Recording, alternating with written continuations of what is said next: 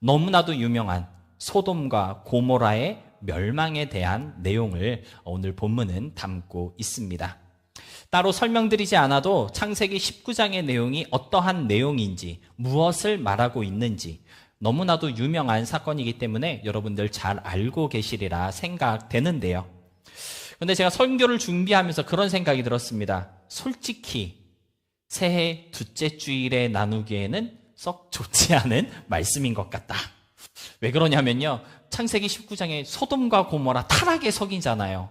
막 죄짓고 탐욕과 타락이 번성한 그러한 이야기가 가득한 성경이 창세기 19장이어서, 또 그것만 있는 게 아니라 그래서 멸망당하고 벌받고 산산이 부서지고 자멸해서 없어지는 그러한 내용을 말씀하고 있는 성경이 창세기 19장이다 보니까 뭔가 이렇게 희망적이고 소망을 품어주는 그러한 설교를 새해에 해야 할 것 같은데 좀 새해 둘째 주일 설교와는 맞지 않는 것 같다, 그러한 생각이 솔직하게 들었습니다.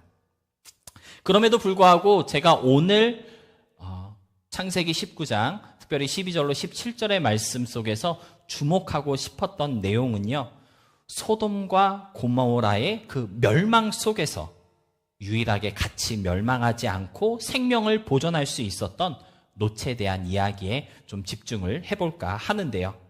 특별히 오늘 본문으로 함께 읽은 창세기 19장 16절은요, 여호와께서 그에게 자비를 더하셨다라고 이렇게 기록하고 있는 것을 볼 수가 있습니다. 여러분이 알고 있는 것처럼 소돔과 고모라는요, 죄악이 가득했던 성이었어요. 그들이 짓고 있던 밥 먹듯이 행했던 그 죄악이 얼마나 추악하고 타락했던 곳인지 입에도 담기 부끄러운 그러한 장소가 소돔과 고모라이었다라는 것 여러분이 잘 알고 계실 것입니다. 이 소돔과 고모라 땅이 얼마나 하나님 보시기에도 악한 땅이었는지 여러분이 잘 알고 있는 것처럼 소돔과 고모라에는 더 이상 미래가 존재하지 않았습니다. 왜냐하면 하나님께서 곧 하늘에서 떨어지는 불덩이로 심판을 하실 거라고 말씀하셨기 때문인데요. 소망과 희망, 꿈과 계획이 존재할 수 없는 곳이 바로 소돔과 고모라라고 하는 것이고요. 오직 죽음과 멸망만 남아있던 그런 곳이 바로 소돔과 고모라이었다라고 말할 수 있을 것 같습니다. 그런데 그러한 땅에 누가 살고 있었습니까? 아브라함의 조카 롯이 살고 있었습니다. 그러니까 여러분, 소돔에 살고 있던 롯에게는요, 미래가 있었을까요? 없었을까요? 소돔에 살고 있던 롯의 미래는요, 그저 암울하고 암담하고 죽음과 멸망밖에 남지 않았다라고 우리는 이야기할 수 있을 것 같습니다. 소망이 없고 희망이 없고 실패와 좌절, 죽음과 멸망만 남은 미래가 소돔에 살고 있던 롯의 미래이었다라고 하는 것입니다. 여러분, 2025년 새해를 시작하였지만 혹시 여러분이 바라보는 여러분의 미래, 여러분이 생각하고 여러분이 판단하고 있는 2025년 여러분의 미래가 혹시 조금은 암담하고 뭔가 좀 어둡고 확실하지 않고 불안하고 그러한 롯의 미래와 같은 모습은 아니십니까? 새로운 희망이나 기대보다는요, 매일 똑같이 반복되는 일상 속에서 특별한 것도 없고 그렇다고 뭔가 새로운 희망도 기대할 수 없든 그런 뭔가 지루한 일상 속에 갇혀있진 아니하신가요? 죽음과 멸망만 남은 소돔과 고모라처럼 어쩌면 여러분이 바라보는 여러분의 미래, 여러분의 새해의 모습이 그런 모습일 수도 있지 않을까라고 하는 생각을 설교를 준비하면서 생각해 볼 수 있었습니다. 하지만 우리가 기억해야 할 것이 하나 있습니다. 무엇입니까?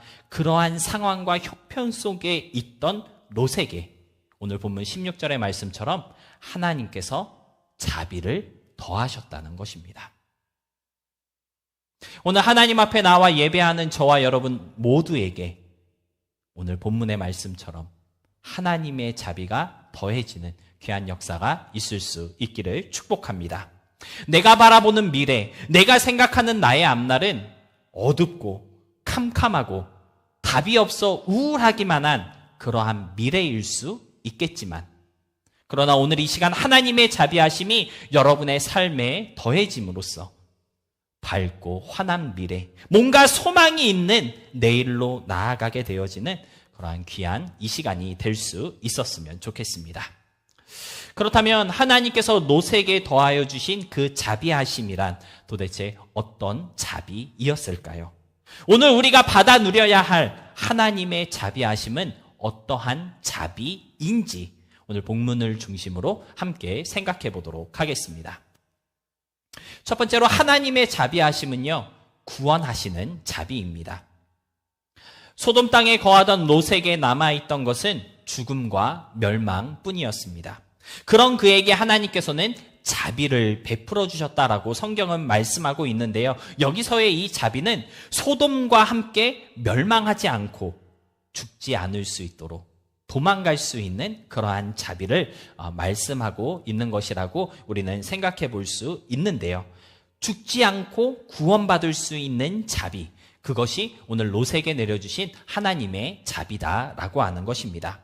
그런데 이 자비는요, 단순히 그 안에서 죽지 않고 구원을 받았다는 것, 그 이상의 의미를 가지고 있다는 것을 우리가 생각해 볼 수가 있는데요. 소돔과 함께 멸망하지 않을 수 있게 된 롯에게는요, 새로운 삶의 기회가 주어진 것과 다름이 없기 때문이고요. 새로운 삶을 꿈꾸고 계획하며 새 출발에 대한 희망을 가질 수 있게 된 그러한 사건이기 때문에 이 자비는 구원뿐만 아니라 꿈과 희망을 갖게 하는 그러한 자비였다라고 말할 수 있다라는 것입니다.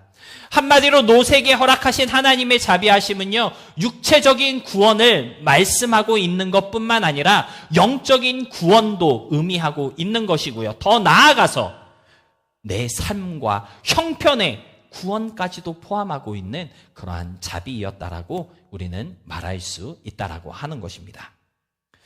사랑하는 성도 여러분, 2024년을 살아왔고 또 이렇게 2025년 새해를 맞이한 우리 모두에게 이와 같은 하나님의 자비가 이미 함께하고 있다는 것을 깨달을 수 있으시기를 바랍니다.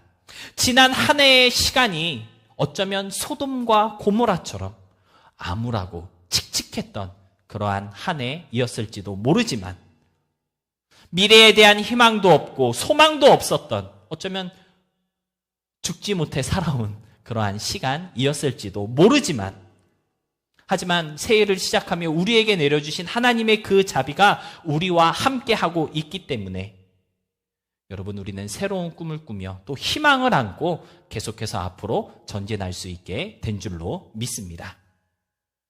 에레미야가 3장에 보니까요, 이러한 하나님의 자비에 대해서 아주 적절하게 표현한 그러한 성경 구절이 나오는 것을 볼 수가 있는데요. 에레미야가 3장 19절로 24절의 말씀입니다. 우리 함께 보겠습니다.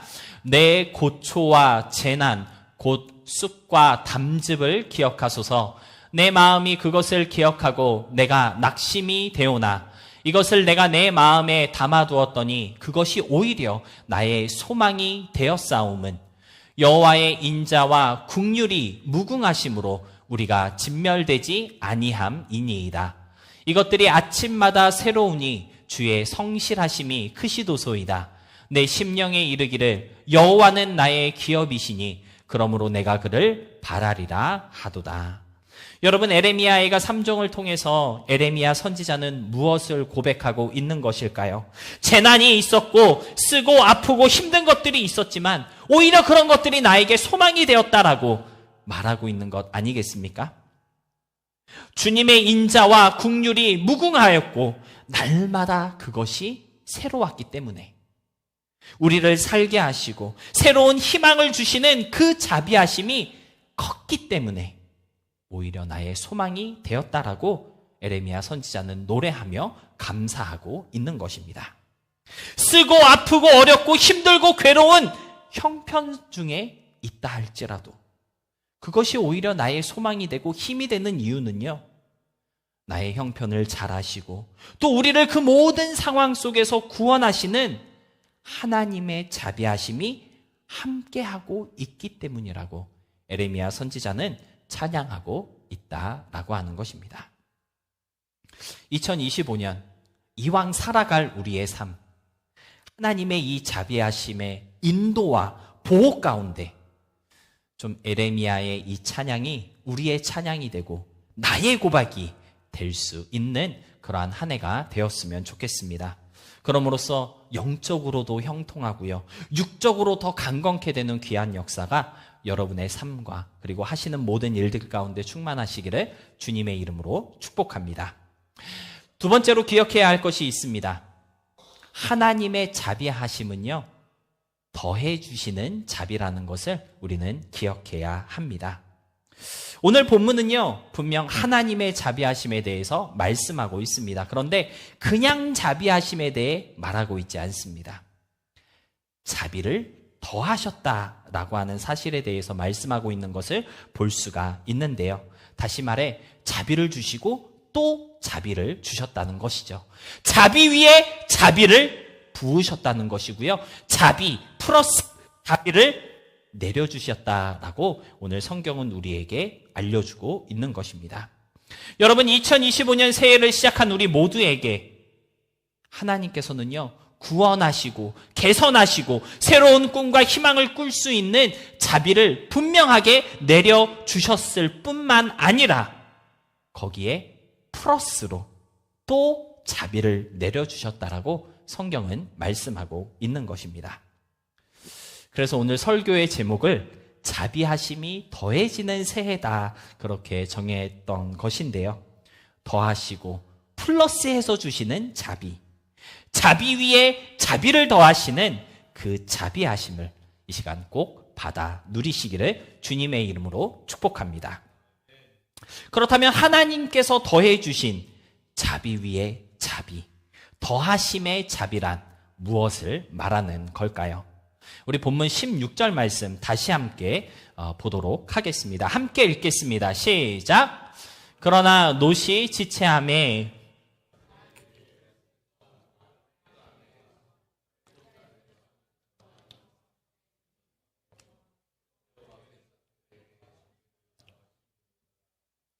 여러분, 무엇이 더하신 자비일까요? 본문 16절은요, 지체할 때 손을 잡아 인도하여 주신 것을 자비를 더하신 것이다라고 기록하고 있는 것을 볼 수가 있습니다. 앞에서도 말씀드린 것처럼 하나님께서는 롯에게 이미 자비를 베풀어 주셨어요. 야, 여기 있으면 소돔이 곧 멸망할 것인데 너 이 안에서 죽을 수밖에 없어. 빨리 여기를 떠나라.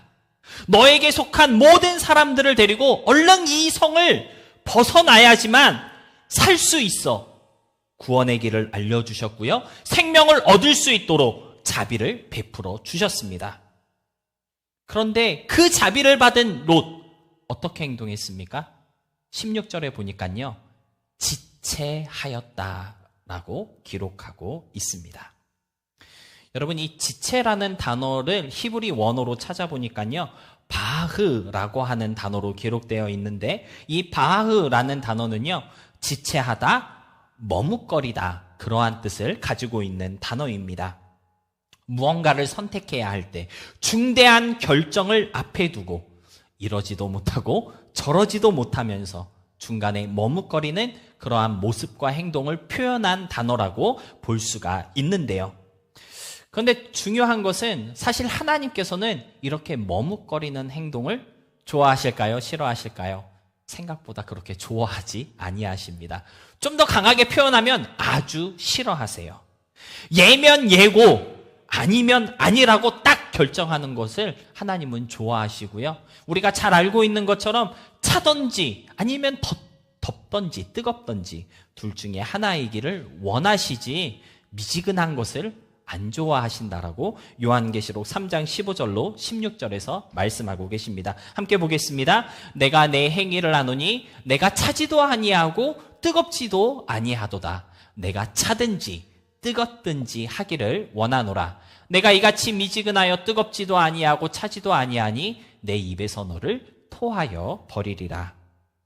지체하는 것, 머뭇거리며 이도저도 아닌 것을 하나님은 토해내겠다라고 분명하게 말씀하고 계신 것을 우리는 볼 수가 있습니다.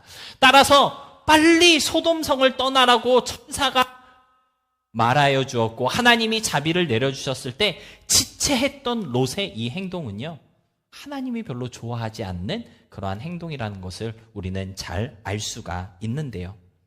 그렇다면 왜 하나님께서는 지체하는 것, 머뭇거리는 것을 안 좋아하실까요?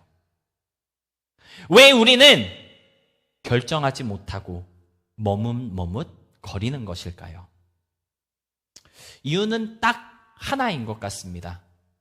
둘 다 좋아 보이기 때문이에요. 둘 다 놓치고 싶지 않기 때문이고요. 둘 다 가질 수 있다면 가지려고 하기 때문입니다. 한마디로 하나라도 놓치고 싶지 않은 욕심 때문에 우리는 둘 사이에서 지체하게 되고 머뭇거리게 된다라는 것입니다.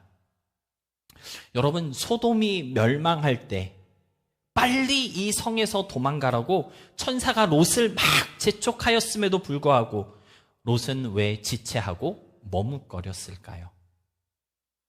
제가 가만히 생각해 보니까요, 롯은 소돔 성에, 소돔 땅에 수많은 재산을 쌓아놨기 때문에 쉽게 성을 떠날 수 없었던 것 같습니다. 우리가 잘 알고 있는 것처럼 롯은 어마어마한 부자이었거든요. 재산이 얼마나 많았는지 롯과 아브라함이 살고 있는 그 땅이 그 둘을 감당할 수 없어서 갈라졌던 그러한 사건이 있었다는 것을 우리가 잘 알고 있는데요. 물론 소돔성이 침략을 받아서 많은 재산적 피해가 있긴 했지만 여전히 롯에게는 쌓아두었던 재산이 많이 있었던 것 같습니다. 그동안 어떻게 고생하면서 모은 건데, 이게 얼만데 이걸 어떻게 포기해야 할까? 롯은 답이 서지 않았던 거예요. 여러분, 우리가 생각하기에는 너무 뻔한 문제 앞에 정말 쓸데없는 고민을 하고 있는 것처럼 보이지 않습니까? 아니, 지금 성이 멸망할 때 같이 죽느냐 사느냐, 그러한 문제를 지금 내고 있는데 그 앞에서 이렇게 지체하고 있는 모습, 우리로서는 잘 납득이 되지 않는 모습인 것 같습니다. 돈이고 뭐고 재산이고 지금 여기서 죽게 생겼는데 빨리 버리고 도망가야지 왜 지체하고 있는지, 가진 게 별로 없는 저는 너무 이해가 안 되더라고요. 여러분은 어떠신지는 잘 모르겠지만 지체하고 있는 이 롯의 모습을 우리는 쉽게 잘 공감하지 못하고 있는 것 같습니다. 당연히 사는 게 먼저이고 당연히 죽음을 면하는 것이 먼저일 것 같은데, 하지만 롯은 그 앞에서 머뭇거렸고 지체하였던 것입니다. 근데 제가 설교를 준비하면서 이렇게 생각해 보니까요, 사실 우리도 이렇게 지체하고 머뭇거릴 때가 종종 있다는 것을 인정하지 않을 수가 없었습니다. 여러분, 지난주에 제가 설교를 마무리하면서 생명의 길과 사망의 길이 우리 앞에 놓여 있다고 선포한 예레미야 21장의 말씀 여러분과 함께 나누었었는데요. 혹시 기억나십니까? 예레미야 21장 8절에 이렇게 기록하고 있습니다. 여호와께서 말씀하시기를 보라, 내가 너희 앞에 생명의 길과 사망의 길을 두었노라. 너는 이 백성에게 전하라 하셨느니라. 여러분, 무엇이 생명의 길이고 무엇이 사망의 길일까요? 주님 편에 서는 것, 예수님을 쫓아가는 것, 하나님의 기쁨으로 사는 것이 생명의 길이라고 제가 말씀드렸습니다.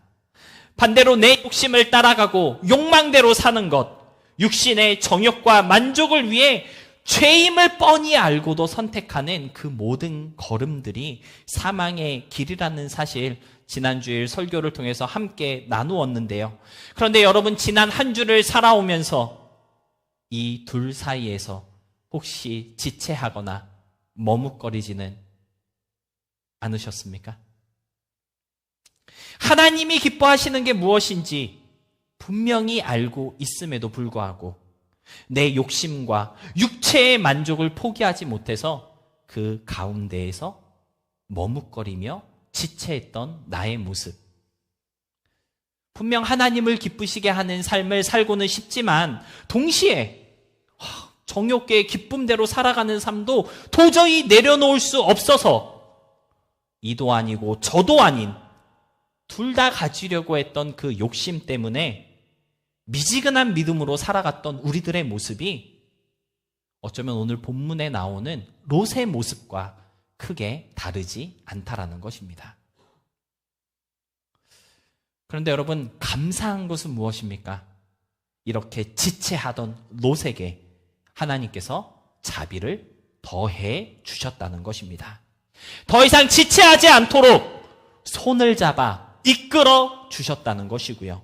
무엇을 선택해야 하는지 분명하고 확실하게 알려주시고 잡아 끄집어 인도해 주셨다는 것입니다. 여러분, 하나님이 주시는 더하심의 자비라고 하는 것은요, 우리로 하여금 세상과 하나님 사이에서 더 이상 지체하지 않게 하시고 머뭇거리지 않을 수 있도록 잡아 이끌어 주시는 자비를 말하는 것입니다. 우리는 연약해서 세상을 쉽게 놓지 못하고 죽는다는 걸 알면서도 포기하지 못하는 어리석은 사람이지만 하나님께서 그의 자비를 우리에게 더해 주셔서 담대하게 내려놓게 하시고 가야 할 길로 가게 하시며 그리스도인으로서 내가 해야 할 일을 할 수 있도록 마땅히 그 삶의 방향으로 나아갈 수 있도록 이끌어주시는 자비를 더해주신 것이라고 오늘 본문은 우리에게 말해주고 있다라고 하는 것입니다. 예배를 시작하면서 함께 나눈 영상의 메시지, 여러분 어떻게 보셨습니까? 뭔가 깨닫고 도전받은 그러한 내용이 혹시 있으셨나요? 저는 그 영상을 보면서 특별히 제 마음에 큰 울림을 주었던 그러한 대목이 있었는데요. 맨 마지막에 나왔던 그 문구, 마틴 루터가 한 말이라고 하면서 그 나온 말이 있죠. 예수의 종된 자만이 자유를 누릴 수 있다. 그 말을 참 오랜 시간 묵상하면서 이렇게 되새겨 보았던 것 같습니다. 여러분, 진정한 자유는요, 내가 하고 싶은 대로 하는 게 아닙니다. 진정한 자유란 넘지 말아야 할 선을 지키며 그 안에서 살아가는 것이 진짜 자유입니다. 여러분, 선 없이 자유를 막 누리고 선 없는 자유대로 막 살아가는 것을 뭐라고 그러는지 혹시 아시나요? 한문으로 방종, 이렇게 표현하는 것 같습니다. 방종이 무슨 뜻인가 제가 한번 찾아봤더니 아무 꺼리낌 없이 자기 마음대로 살아가는 것을 뜻하는 말이다라고 그렇게 표현을 하고 있었는데요. 근데 재밌는 건 이 방종이라는 단어가 단 한 번도 긍정적인 표현으로 쓰여본 적이 없다라는 것입니다. 보통 우리가 방종스럽게 살아가는 사람을 고삐 풀린 망아지 같다 이렇게 표현을 하는데요. 고삐 풀린 망아지처럼 지 맘대로 뛰어다니고 사고치고 남에게 피해주는 거, 그러한 사람을 표현할 때 방종스럽다, 고삐 풀린 망아지 같다 이렇게 하는 것 같은데요. 여러분, 하나님의 자비가 우리의 삶에 더해질 때 우리는요, 자유롭게 살아가되 하나님이 그어놓으신 그 선 안에서 마땅히 선택해야 할 것을 선택하고 마땅히 결단해야 할 것을 결단하는 진정한 자유인이 될 수 있다는 것을 그 묵상 영상은 우리에게 말해주고 있었던 것 같습니다. 2025년 여러분의 삶 가운데 하나님의 자비하심이 함께 하셨으면 좋겠습니다. 뿐만 아니라 그 자비하심이 더해지는 귀하고 복된 이 한 해가 될 수 있기를 바라는데요. 구원하시는 은혜, 모든 것을 형통케 하시고 새로운 꿈과 희망을 갖게 하시는 하나님의 자비하심이 여러분의 삶을 윤택하게 하고 풍요롭게 채울 수 있게 되기를 진심으로 소망하고요. 무엇보다 그러한 자비로 우리의 인생을 이끌어 주시고 인도하실 때 그 하나님의 뜻에 따라 적절하고 바르게 선택하며 행동할 수 있도록 우리의 손을 잡아 끌어주시는 더하심의 자비가 함께 할 수 있었으면 좋겠습니다. 그럼으로써 오늘 본문 17절의 말씀 보니까요, 이러한 표현이 있습니다. 도망하여 생명을 보존하라. 멸망함을 면하라. 이러한 말씀이 있거든요. 더하심의 자비를 누리는 여러분의 한 해가 되어서 도망해야 하는 곳에서 도망할 수 있고 하나님이 주신 이 아름답고 귀한 삶을 보존함으로써 멸망함을 면하게 되는, 그래서 오히려 풍성함의 그 충만함을 누리게 되어지는 그러한 여러분의 새해가 될 수 있었으면 좋겠습니다. 말씀을 정리하겠습니다. 하나님께서는 정말 놀라운 자비로 롯이라는 사람에게 정말 끊임없이 막 때려 부어주신 것을 오늘 본문 말씀을 통해서 우리가 함께 나누어 보았는데요. 근데 사실 이 롯이라고 하는 인물은 성경에 나오는 그 수많은 사람들 가운데 그렇게 위대한 사람은 아닌 것 같습니다. 뭐 우리가 잘 알고 있는 것처럼 믿음의 조상 아브라함처럼 그의 믿음이 정말 좋았다, 뭐 그러한 칭찬이 있는 것도 아니고요. 사사시대에 살았던 그 수많은 사람들처럼 막 믿음의 역사를 일으켰던 그러한 사람도 아니었습니다. 그냥 아주 평범했던 사람이었고요. 또 어떻게 보면 오히려 믿음이 조금 부족했던 그러한 사람이었다라고도 말할 수 있을 것 같은데요.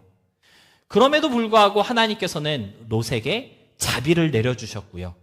뿐만 아니라 자비 위에 자비를 더하시는 특별한 자비까지 챙겨주셨습니다. 여러분 궁금하지 아니하신가요? 왜 롯에게 하나님께서는 이렇게 큰 은혜를 베풀어 주신 것일까? 하나님 보시기에 이쁜 구석이 하나도 없는데 왜 이렇게 넘치도록 자비를 부어 주신 것일까? 성경 설교를 준비하면서 저도 고민이 참 많았는데 창세기 19장 29절 보니까 딱 해결됐습니다. 창세기 19장 29절에 이러한 말씀이 있더라고요. 하나님이 그 지역의 성을 멸하실 때, 곧 롯이 거주하는 성을 엎으실 때에 하나님이 아브라함을 생각하사 롯을 그 엎으시는 중에서 내보내셨더라. 하나님이 롯에게 자비를 내리시고 더하시는 은혜를 베풀어 주신 이유는요, 롯 때문이 아니었다는 것입니다. 그의 삼촌 아브라함 때문이었다라고 성경은 말씀하고 있는 것입니다. 여러분, 롯에게는요, 하나님의 자비를 받을 만한 어떤 자격도 의로움도 없었습니다. 어쩌면 소돔과 함께 멸망해도 아무 문제 없을 만큼 죄악 중에 살아가던 사람이었을지도 모른다는 것이죠. 하지만 그런 롯에게 구원의 은혜를 내려주시고 지체하지 않고 생명의 길로 나아갈 수 있도록 자비를 더해주신 이유는요, 딱 하나밖에 없다는 거예요. 아브라함 때문이었다는 것입니다. 여러분, 하나님께서 왜 나에게 이러한 은혜를 내려주시는 걸까? 왜 하나님께서 나에게 자비를 베풀어 주시는 걸까? 생각해 보신 적 있으십니까? 나 때문이 아니라는 것입니다. 저와 여러분이 잘났고 의롭고 뭔가 좀 온전해서 우리에게 하나님이 그러한 자비를 주시는 것이 아니라 누구 때문일까요? 예수님 때문이라고 성경은 말씀하고 있습니다. 로마서 8장 34절 말씀인데요. 죽으실 뿐 아니라 다시 살아나신 이는 그리스도 예수시니 그는 하나님 우편에 계신 자요 우리를 위하여 간구하시는 자시니라. 예수님께서 우리를 위하여 간구하시기 때문에 하나님께서 우리에게 자비를 베풀어 주시는 것입니다. 우리를 위하시는 예수님이 계시기 때문에 풍성한 은혜와 자비로 저와 여러분을 이끌어주고 계시다는 것입니다. 1월 한 달 우리의 다짐이 무엇이죠? Jesus the way. 예수님이 바로 은혜의 통로이고요. 하나님의 자비가 우리의 삶으로 들어오는 유일한 길인 것입니다. 예수님이 없는 인생에는요, 하나님의 자비도 없고요. 여러분, 예수님을 놓치게 되면 하나님의 은혜도 놓치게 되는 것입니다. 어떠한 상황 속에서도 구원의 길을 발견하고 온 세상이 다 엎어진다 할지라도 살아남을 수 있는 유일한 이유는 하나님께서 우리에게 자비를 더해 주셨기 때문입니다. 그런데 그 자비는 오직 예수님으로 인해 주어진다는 사실 여러분들 잊지 마시고요. 2025년 어떠한 한 해가 되어야 할까요? 예수님만이 참길 되시고 예수만이 생명 되시며 예수님이 곧 하나님의 자비와 은혜가 되신다는 사실을 기억하는 그러한 저와 여러분의 한 해가 될 수 있어야 하겠습니다. 끝으로 로마서 8장 38절로 39절 말씀 함께 읽고 설교를 마치도록 하겠습니다. 함께 읽겠습니다. 내가 확신하노니 사망이나 생명이나 천사들이나 권세자들이나 현재일이나 장래일이나 능력이나 높음이나 깊음이나 다른 어떤 피조물이라도 우리 주 그리스도 예수 안에 있는 하나님의 사랑에서 끊을 수 없으리라. 여러분, 그 누구도 그 어떤 것도 절대로 끊을 수 없는 것이 바로 하나님의 사랑입니다. 그러나 오직 그리스도 예수 안에 있는 사람에게만 적용되는 것이 바로 하나님의 사랑이라고 로마서 8장은 기록하고 있습니다. 2025년 그 예수 안에 거하는 우리들, 정말 주님만 의지하는 저와 여러분이 될 수 있기를 진심으로 소망하며 축복하고요. 그러므로 말미암아 그 어떤 것도 그 누구도 끊을 수 없는 그 하나님의 사랑 안에서 우리의 영혼이 부흥되고 우리의 삶이 병성케 되어지는 참으로 놀랍고 감사한 귀하고 복된 한 해를 살아갈 수 있게 되기를 다시 한번 주님의 이름으로 축복하며 또 기도하도록 하겠습니다.